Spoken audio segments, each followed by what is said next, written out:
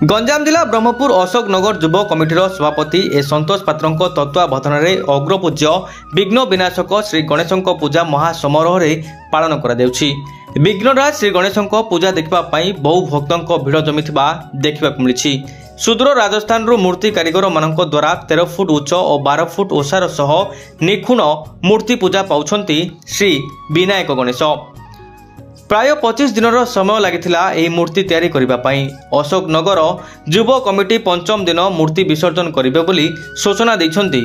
उक्त कार्यक्रम में अशोकनगर युव कमिटीर सभापति ए संतोष पात्र, संपादक किरण कुमार साहू, ए जयराम पात्र, ए शिवराम पात्र, विक्रम जेना, शिव पाढ़ी, अमृतराज, रोशन, रोहित, राहुल, कालिया, आकाशों समेत अतिथि भाव स्थानीय कॉर्पोरेटर सुरेंद्र महाराणा उपस्थित थिले।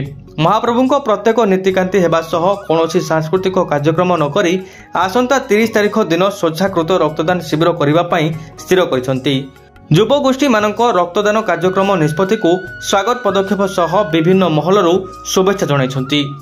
ब्यूरो रिपोर्ट ओम टीवी ओडिशा। आम तो प्रत वर्ष चलित वर्ष गणेश पूजा करूँ। ये गोटे अलग उत्साह सह कर कारण होमर अशोकनगर युवक संघ एवं अशोकनगर बासिंदा समस्ते जो कहते जो 1008 दीपदान जगह 1008 रक्तदान करने प्रयास कर एटलिस्ट आम 108 रक्तदान करूँ बोली कहले आम प्रयास माने आम प्रयास कर सफल पाइबू आशा अच्छे।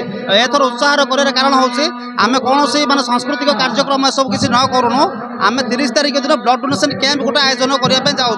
तो मोर विनीत अनुरोध कि कौन मतभेद न रखुणु जिते मात्रा पारे रक्तदान करने आसवा अनुरोध ब्रह्मपुरवासी।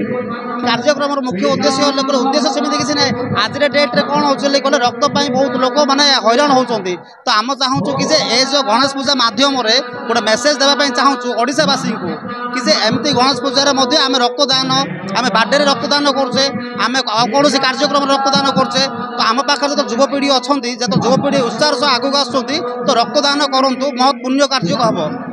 प्रत्येक वर्ष भली यही वर्ष गणेश चतुर्थी आयोजन होती अशोकनगर पूजा। अशोकनगर सबुले किछिटा सहर अभिनव रूप से गणेश चतुर्थी बनाया जाउची। यही वर्ष लोक 1008 लक्ष 8 दीप लगाउछन गणेश पूजा। आमर तो दीप बदल गोटे रक्तर मूल्य गोटे जीवन बंचाई पार। तेणुक 30 तारिख दिन युव समाज छात्र समाज आगू आसुँच रिक्वेस्ट संतोष पात्र चेष्टा प्रचेषा आज अशोकनगर युवक संघ तरफ 30 तारिख दिन ब्लड कैंप आयोजन कराई। दीप दान एसु अलग जिनस रक्तदान महदान